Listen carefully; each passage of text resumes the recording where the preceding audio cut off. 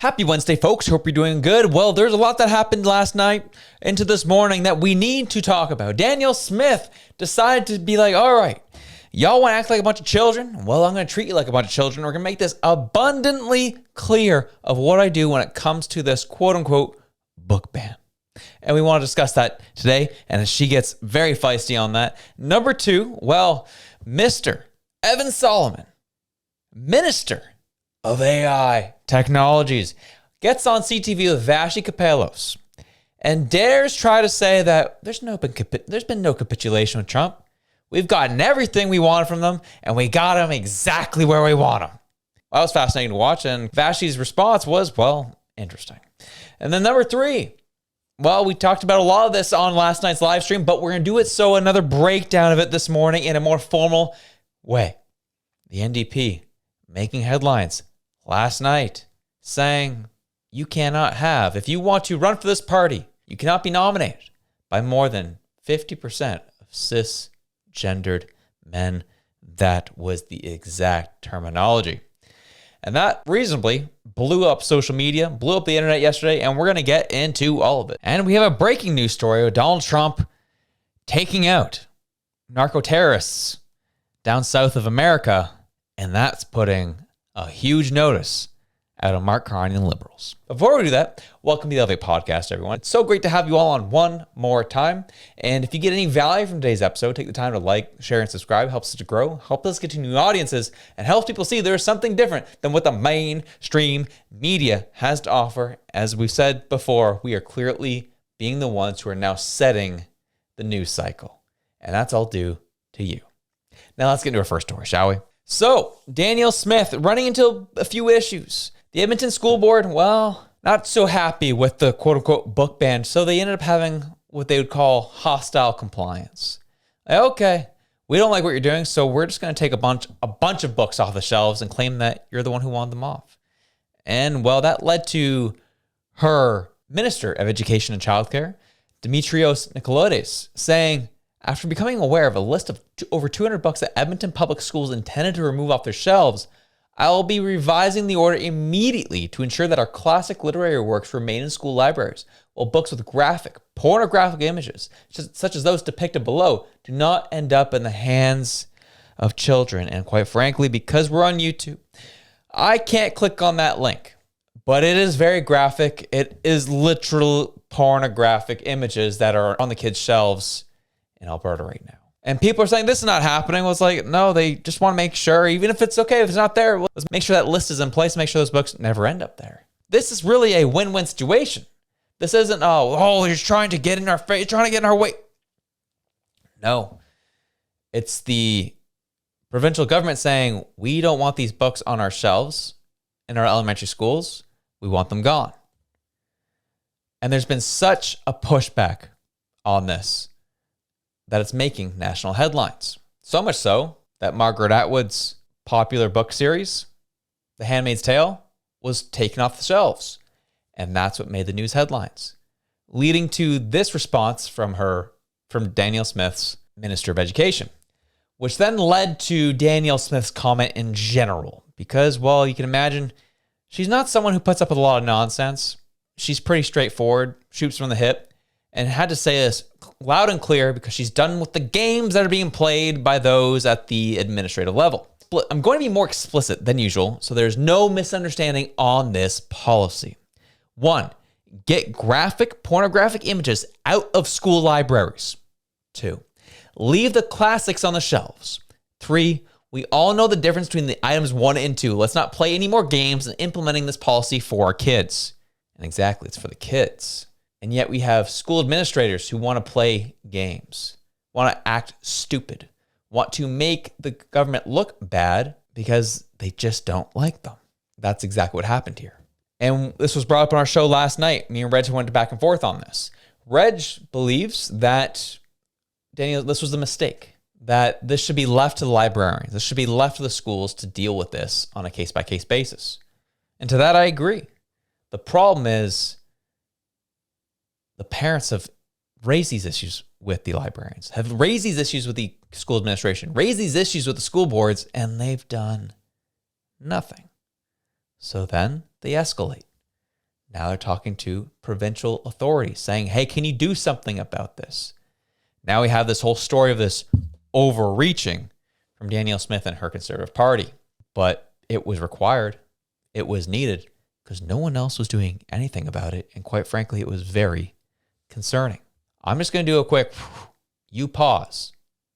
But this will give you an idea of what was being shown and the books that were on the shelves at these schools. Hope you had enough time to pause.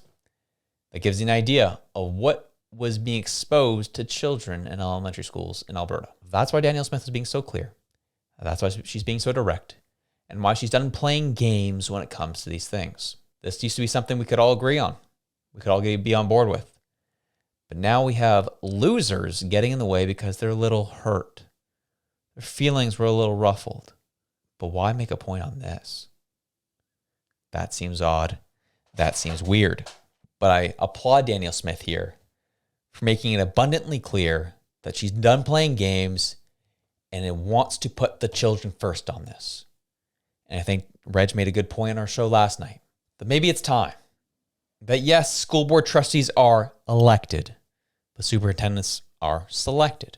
But also it's time that maybe trustee votes are a little bit more publicized, are a little more accessible to the public, to the parents who are putting their kids into these schools. I know it wasn't very clear when these trustee elections were ever happening when I was growing up. And I grew up for 6 years inside the Calgary education system. It shouldn't have come to this, but it did. Danielle Smith's hand was forced. People are saying she's overreaching. Well, that's what they'll always accuse a conservative of doing when they're being denied of their stupid actions. And here we are. But we move on. Evan Solomon, Minister of Technology, Minister of AI, gets on and talks to the U.S. trade talks, what's happening from the Canadian side, because we heard yesterday that Trump says Canada wants to join the Golden Dome. This is like the only thing we've heard involving our government, and it's coming from Trump's mouth of what we're apparently doing. So now finally Evan Solomon hops on CTV and says, this is how the negotiations are going. And well, Canadians aren't buying it, and neither was Vashti Capellos. How far is your government willing to go in capitulating on various areas or not matching when it comes to counter tariffs? Or is there a point in which you will recognize a bad deal and walk away? Yeah. First of all, there's no capitulation. Let's be clear. Zero. Never. That's not happening. And we have had counter tariffs on steel and aluminum, but we're trying to match exactly what the Americans have done. But look, this is an important trading relationship. Most of our goods are traded freely, and we are going to make sure that we establish fair ground rules with the U.S., and that's what the Prime Minister is doing. That's what the negotiating team is doing, to make sure that those industries like steel, like aluminum, like autos, get a fair deal, and that these industries are moving from just reliance to resilience. And that's what the programs of support are about, the resilience. And that's what widening our trade is about. Prime Minister going to Germany, that's key. But also there's no capitulation for a bad deal. We've seen examples of deals that would not work for Canada. We are focused on making sure two things. One, we control the things we control, knocking down barriers inside Canada, making sure we got tax breaks for Canadians, making sure that industry is getting support. And two, a fair negotiation with the United States that, again, is productive. Canadians appreciate this is complicated. Canadians appreciate that this is ongoing, but they also appreciate that Canadians are not going to settle for a bad deal. They're going to get a good deal. And that's what these negotiations are all about. And I do appreciate the complexity of this as well. But when you say no capitulation, never, we removed the DST just to keep those negotiations going. The United States didn't remove something at the same time. We removed those counter tariffs on compliant goods with the USMCA or the CUSMA, but they didn't reduce tariffs on steel and aluminum. Like, can you understand how Canadians view that as not elbows up, as your party campaigned on during the federal election, but capitulation? Yeah, but you got to make sure you're characterizing this in a fair way. what the Prime Minister did very clearly was match what the United States did. Those existing tariffs were tariffs that came on during the around fentanyl and certain issues. What we have now is matching Canadian and American tariffs to level the playing field. And again, these are complicated negotiations, and we're making sure that Canada and the US have a matched playing field in terms of tariffs to allow for these negotiations to stay on track. That is what negotiation's all about. And I totally take your point on that. I would just point out, as far as matching goes, yes, with the counter tariffs, when it comes to the goods you pointed out, we have not matched steel and aluminum tariffs. We're at half of the counter tariff that they put in place. Boom. So you had to kind of wade through that spaghetti answer from Evan Solomon, saying a whole lot of nothing. However, what we did get from him is saying, we have no capitulate. I'm offended that you'd even dare say we don't want to capitulate to nobody. We don't capitulate to Donald Trump. Not now, not ever. And then Capellas brings up, but you capitulate on the DST. What happened there? Crickets. You capitulated on taking off the tariffs that you wanted to act so tough on items under CUSMA, and you said you're matching tariffs in the steel and aluminum industry. Trump went to 50. You're only at 25%. So can you fault Canadians for saying you're capitulating? Don't get me wrong, from the conservative side of the aisle, I think reciprocal tariffs were a moronic thing to do. Completely stupid. However, this is the crew that was talking so tough that this is how they're going to stick it to Trump. And every way they've claimed that they wanted to stick it to Trump, they've recanted on. And then you're going to sit here and give me this nonsense answer on CTV saying, we are just fine. We're not going to agree to a deal that doesn't work for Canadians. Quite frankly, you've got nothing done for Canadians, except for gaslighting and nonsense. You talk, we only had the tariffs that were around the fentanyl issue. Yet you still haven't taken the fentanyl issue seriously. The government under Trudeau appointed a fentanyl czar that we haven't heard anything from. And quite frankly, breaking news as we speak right now, Donald Trump ordered a military strike on a cartel boat, 11 killed. And here Jasmine Lane says, Canada pretends trafficking isn't a problem. It's time to wake up. From Donald Trump on Instagram, it says, earlier this morning on my orders, U.S. military forces conducted a kinetic strike against positively identified Trendragua narco-terrorists in the Southcom area of responsibility. TDA is designated foreign terrorist organization operating under the control of Nicolas Maduro, responsible for mass murder, drug trafficking, sex trafficking, and acts of violence and terror across the United States and Western Hemisphere. The strike occurred while the terrorists were at sea in international waters transporting illegal narcotics heading to the United States. The strike resulted in 11 terrorists killed in action. No U.S. forces were harmed in the strike. Please let this serve as a notice to anybody even thinking about bringing drugs into the United States of America. Beware. Thank you for your attention to this matter, with what seems to be 9 exclamation marks.